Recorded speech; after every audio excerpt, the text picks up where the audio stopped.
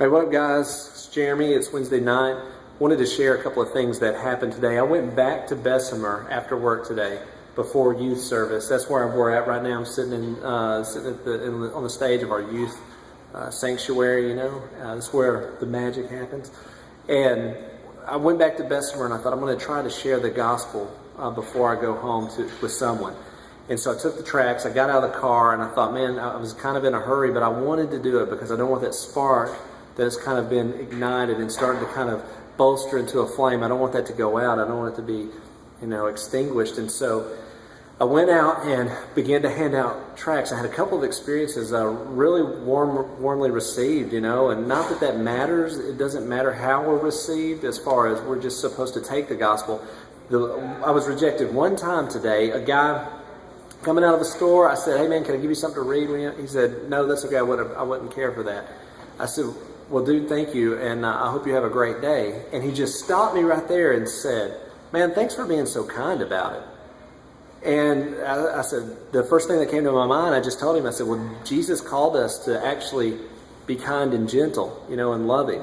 And I wondered how many times had he been approached by other people, family members, maybe a church. It's hard to be in the South and not have church affiliation somewhere, close to you. I thought, how many people have taken the gospel to him in maybe a very harsh, unloving way? A lot of times we go to sinners pointing our finger, pointing our finger at them, instead of understanding that the love that we have received, that we're supposed to give. I've received so much grace from Christ, man. I'm a liar, I'm a thief, I'm a fornicator at heart, I'm an adulterer at heart, I'm a blasphemer, And Jesus erased all that. He took the punishment for that, And I think, why can't we give that message in a loving way? Now, don't get me wrong, the gospel is very offensive when we read that thou shalt not bear false witness. And if you hate your brother, you've committed murder. And if you look upon a woman to lust, or a person to lust, me, being a guy, if you look upon a woman to lust, you've committed adultery with her in your heart. When you read that and you hear that, it is offensive because it's pointing out how we have fallen short of God's glorious standard. But the awesome thing is, it's like going into a courtroom knowing that you have a penalty, to pay, and as the judge declares what the amount is, some large number, that you can't pay, or just the fine, whatever the ticket is, or whatever, the court reporter stands up and says, hang on, someone has already paid his fine for him. What is the judge going to do? He's going to let you go free and say, okay, it's been, the law has been fulfilled. That's exactly what Christ came to do. He came to fulfill the law. What we couldn't do, the righteous living that we're supposed to, He came and He did that. And then God poured out His wrath upon Christ. That's the whole point of the cross. That was God's wrath being poured out on Christ. And so why can't we take that message in a gentle way? One other thing that I kind of experienced, there were two ladies kind of standing over to the side in a parking lot. And I just said, hey, I don't mean to walk up on you guys while you're, conversing here. A guy walking up on two girls, kind of scary. We're in Besseme, I said, but can I give you guys something to read when you have a moment? And they're like, sure. And they saw it was the gospel. And they're like, oh, thank you so much, And they said, are you with so-and-so? And they named off someone. And I said, no, I don't know. I said, why, are they doing the same thing? They're like, yeah, they're coming out and giving out pamphlets, and they're asking for donations.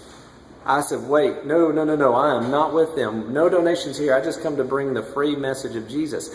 It made me think how often we as believers, churches, we peddle Christ for money.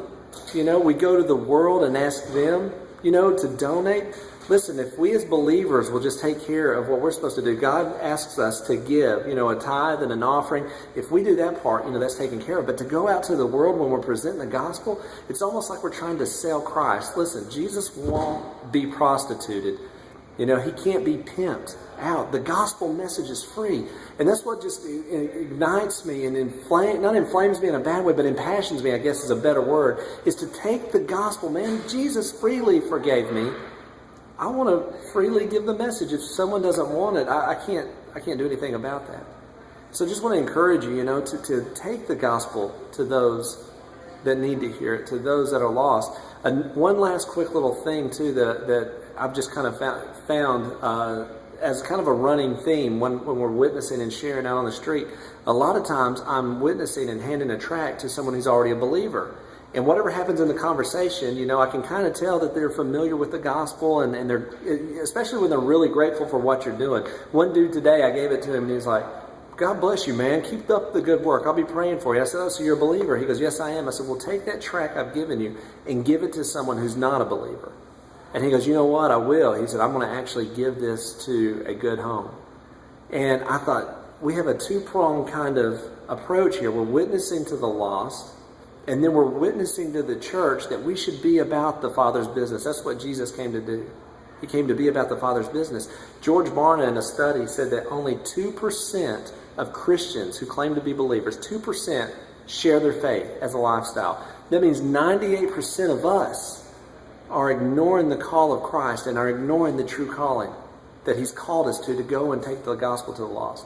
So I just want to encourage you to go out, man, and you know, I'm trying to face my fears. It's becoming a lifestyle, and I get so jacked up afterwards. I just thank God, you know, that I was able to do it. So I hope you have a great rest of your day, or whatever you're about to experience. If you're going to bed, good night. If you're getting up, going to work, I hope you have a wonderful day. And listen, get the message out there. Jesus is returning, and we've got to be about the Father's business. Love you guys. Have a great day.